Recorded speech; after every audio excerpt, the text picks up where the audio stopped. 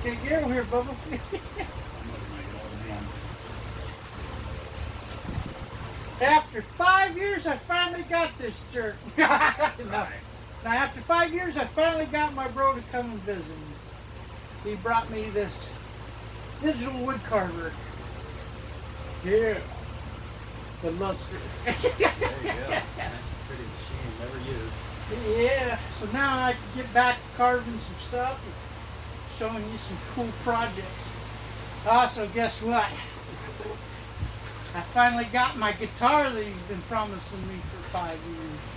I'm slow. But anyway, that was your drive. Forever. What, 8 hours? 6.5. 6.5?